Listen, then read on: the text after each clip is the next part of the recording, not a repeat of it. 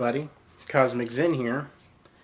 Today I'm going to talk about certain aspects of our economic system that seems to be what some consider progress, but is actually kind of self-defeating in the long run or the big picture or the grand scheme of things.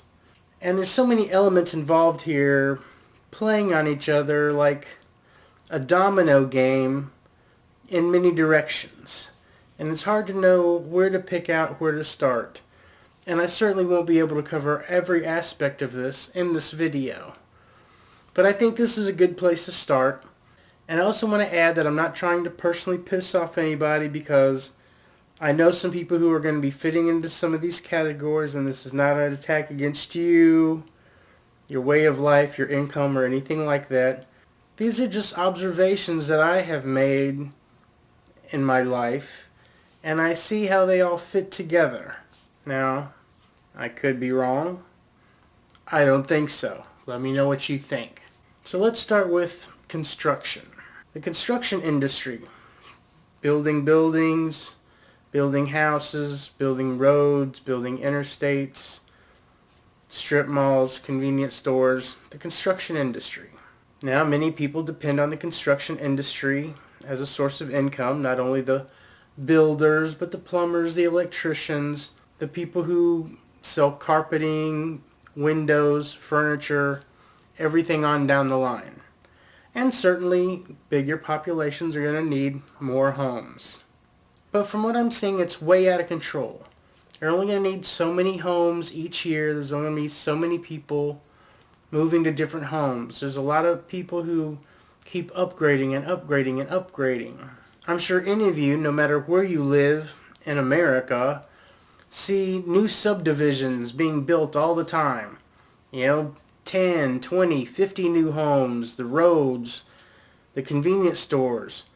There's a pattern happening here. An interstate or a main thoroughfare will be built with exits.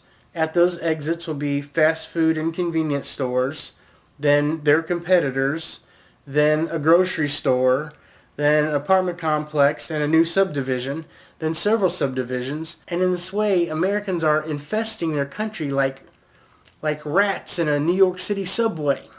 I'm sure we've all seen stores and strip malls and office building, practically new, sit empty for 10 years and then end up in an abandoned part of a town.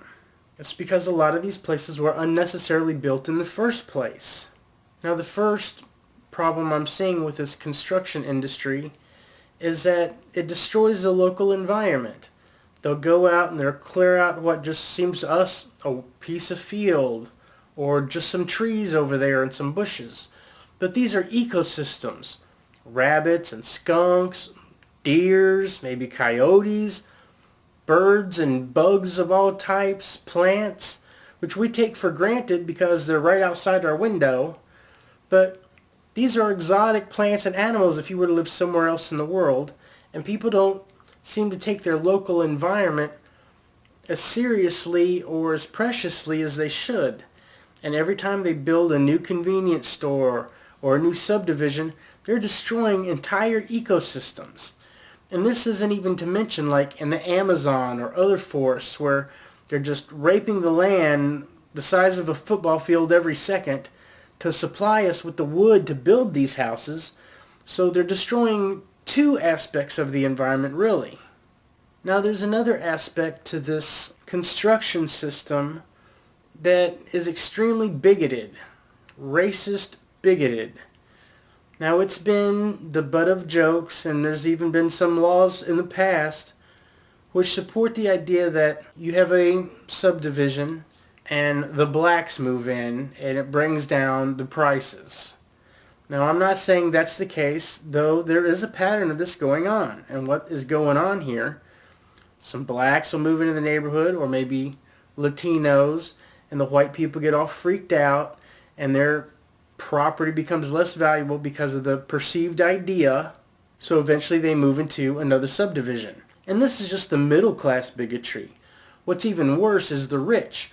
The rich are constantly moving towards the outskirts of town, And as the outskirts of town keep growing with these roads going there, then McDonald's and the convenience stores and the grocery stores and the neighborhoods grow and grow and grow in this manner because the rich white people always want to move further away from the inner city where the minorities live. And you can see in every major city in America where in the inner city you have these blacks and Latinos which are living in poverty because the land values have gone down over time. Then outside of that is a little better economic system with racially mixed. Outside of that is white suburbia, and outside of that is the rich people on their big mansions. And this process has been going on for hundreds of years, but even more so in the last 60 or 70 years since the end of World War II, and we've become much more mechanized and technology is running rampant. Now, I'm not against technology. I'm just saying they're always building better tools of destruction, bigger bulldozers, faster ways to build houses, more modern conveniences.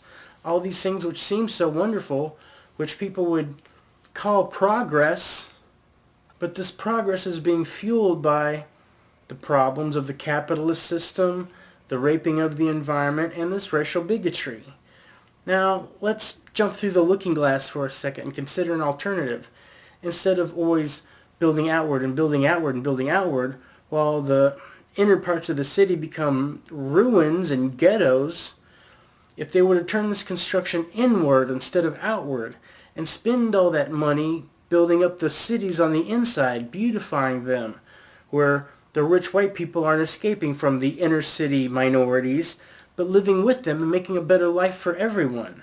This would help the environment on the outskirts of the towns. They could remain untouched, while at the same time taking these relatively low pieces of real estate and turning them back into beautiful cities and populations. Progress and the answer isn't always moving outward. We need to turn inward to fix some of our socioeconomic problems in this country, and at the same time would help fix some of the racial prejudices and bigotries in this country. Now let's look at an even bigger aspect of the picture. When America takes its war elsewhere and they're trying to westernize other cultures and bring our way of life there. Afghanistan, Iraq, Vietnam, Europe, all these things. Strip malls, convenience stores, interstates, blue jeans, TVs, all that stuff. And they're taking them there in this pattern of behavior that is so destructive. Instead of fixing what problems we're having in this system, they're just spreading our system elsewhere. Now, a lot of you are going to say, well, it's the fiat money system, and it is. That's all underlying all of this stuff. I'm just not going into the whole fiat money system thing and economic war. I'm trying to point out this certain aspect of construction and how this pattern of perceived progress is destroying the environment locally and eventually worldwide. So, let me know what you think. Peace.